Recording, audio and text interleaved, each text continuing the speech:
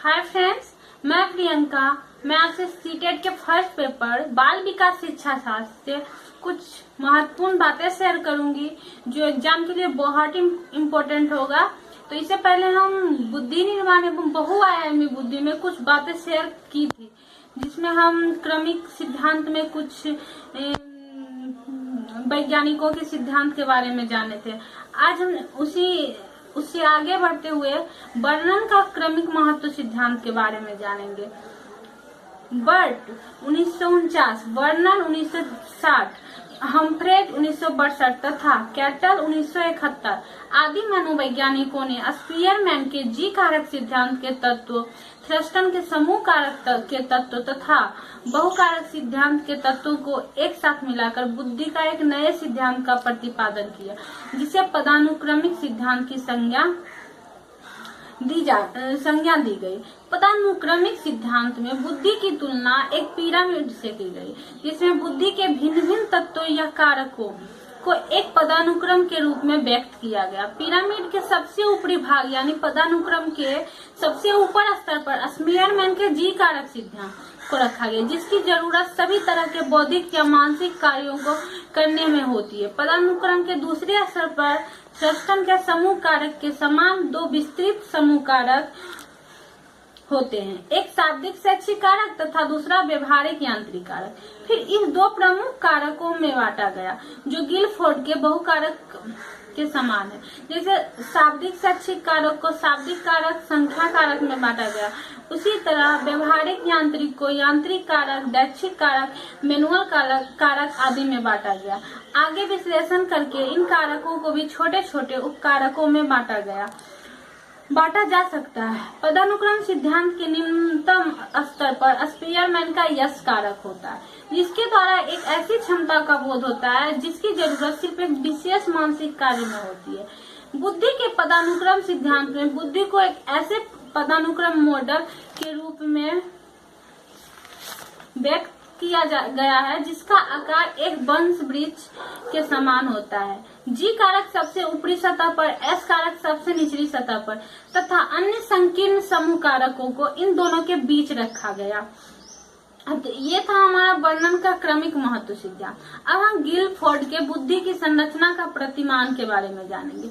इस प्रतिमान का प्रतिपादक गिलफोर्ड है। इनके अनुसंधानों का मुख्य उद्देश्य यह था कि मानव की बुद्धि की संरचना कारक के विभिन्न घटकों की खोज की जाए। इस खोज में उन्होंने बहुकारक सिद्धांत को मानने वाले एवं अन्य मनोवैज्ञानिकों की तरह कारक विश्लेषण की तकनीकों का प्रयोग किया। कारक विश्लेषण के आधार पर गिलफोर्ड ने अनेक प्रकार के कारकों का अन्वेषण किया तथा समस्त कारकों को निम्नलिखित 3 आधारों पर वर्गीकरण किया। वर्गीकरण का पहला आधार है वे मूलभूत प्रक्रिया जो बौद्धिक कार्यों में प्रयुक्त की जाती है।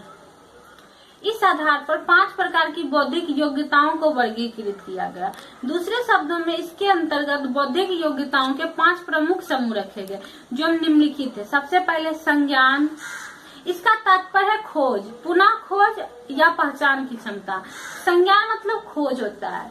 दूसरा है स्मृति यानी मेमोरी, इसका तात्पर्य है जो कुछ भी संज्ञान में आया, जो भी अपने दिमाग में आया, जिसे हम रख सकते हैं, जैसे कोई फ्यूचर पास्ट की बात जिसे हम अपने आप में रखते हैं, मेमोरी की तरह। तीसरा अभिसारी चिंतन। अभिसारी चिंतन में व्यक्ति समस्या के एक ऐसे समाधान या उत्तर पर पहुंचता है जो परंपरा एवं प्रचलन के अनुसार सर्वोत्तम या समझा जाता है। चौथा है अपसारी चिंतन।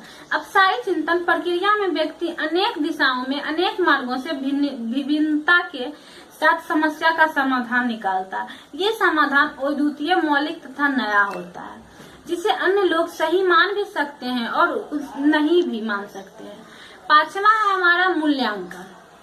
इस बौद्धिक प्रक्रिया में व्यक्ति जो कुछ जानता है, जो कुछ उसकी स्मृति मेमोरी में है और जो कुछ वह रचनात्मक चिंतन जो भी वो बनाता है, निर्मित करता है, उनके प्रतिफलों की अच्छाई, सत्यता, उपयुक्तता या पर्याप्त के विषय में निर्णय लेता है। मतलब जैसे हमारा एग्जाम होता है, उसे हम मूल्यांकन करते हैं। वो हमारे अंदर जो भी योग्यता है उसको वो देखता है कि क्या है बच्चे के अंदर।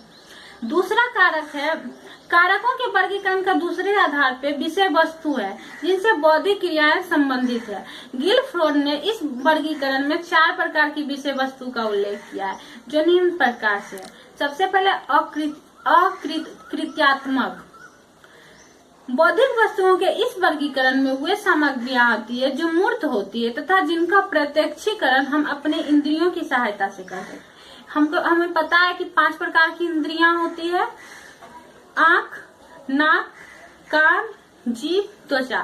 तो इसमें है कि हम जिसे अपने इंद्रियों की सहायता से जानते हैं उसके बारे में। ये विषय वस्तु अपने अलावा किसी अन्य वस्तु की प्रतिनिधित्व नहीं करती। दृश्य वस्तुओं में आकृति, आकार, रंग, स्थान आदि विशेषताएं होती है। इसी प्रकार सुनाई देने वाली, स्पर्श द्वारा अनुभव की जाने वाली वस्तुएं तथा अन्य इंद्रिय ग्राही वस्तुएं भी इस वर्गीकरण के अंतर्गत आती है। दूसरा हमारा प्रतीकात्मक। अक्षर तथा अन्य परंपरागत प्रणालीबद्ध संकेत चिन्हों जैसे वर्णमाला, अंक आदि इस वर्ग में आते हैं। तीसरा हमारा शब्दार्थ विषयक। इसके अंतर्गत वे सभी वस्तुएं आती है जो शाब्दिक अर्थों या विचारों से संबंधित है। चौथा है हमारा व्यवहारात्मक। इसके अंतर्गत मानवीय व्यवहार या परंपरा, क्रियाओं द्वारा निर्मित सामाजिक व्यवहार आदि आते हैं। कारकों के वर्गीकरण का तीसरा आधार भौतिक उत्पादों का है। इसके अनुसार जब कोई मानसिक क्रिया किसी एक विषय वस्तु के साथ संपन्न होती है तो उसके परिणाम स्वरूप 6 प्रकार के बौद्धिक उत्पाद प्राप्त होते हैं। इस बात को पर्याप्त प्रमाण है जो यह इंगित करता है कि किसी एक प्रकार की भी मानसिक क्रिया किसी एक प्रकार की विषय वस्तु पर होगी जो उसमें से ये 6 प्रकार के उत्पाद प्राप्त होंगे। ये उत्पाद निम्नबद्ध है। सबसे पहले इकाई जिसे हम यूनिट कहते हैं, दूसरा है वर्ग, क्लास, तीसरा है संबंध यानी रिलेशन, चौथा है प्रणाली यानी सिस्टम, पांचवा है रूपांतर यानी ट्रांसफॉर्मेशन, छठा है निहितार्थ इम्प्लीकेशन। ये 6 प्रकार के उत्पाद सरलता से जटिलता की ओर क्रमशः बढ़ते हैं। जैसे इकाई अति साधारण उत्पाद है जबकि निहितार्थ अत्यंत जटिल उत्पाद है। अब गिलफोर्ड ने 3 आधारभूत आयामों संक्रिया, विषय वस्तु तथा उत्पाद को विशिष्ट तत्वों में विभाजित किया है। उन्होंने अपने बुद्धि प्रतिमान में संक्रिया को उसके 5 विशिष्ट तत्वों, विषय वस्तु तथा उत्पादों को 6 विशिष्ट तत्वों में बांटने का प्रयास किया और फिर इन विशिष्ट तत्वों या कारकों की अंतःक्रिया के माध्यम से बुद्धि में 150 तत्वों या कारकों की उपस्थिति में संकेत दिया। तो आज हम गिलफोर्ड के बारे में पढ़े थे, सिद्धांत के बारे में। इस प्रकार हम 7 सिद्धांत के बारे में पढ़े। अब हम प्रक्रिया प्रधान सिद्धांत के बारे में जानेंगे तथा पियाजे के सिद्धांत, इसमें पियाजे का सिद्धांत, स्टेनबर्ग का सिद्धांत आता है। तो आज के लिए इतना ही, धन्यवाद।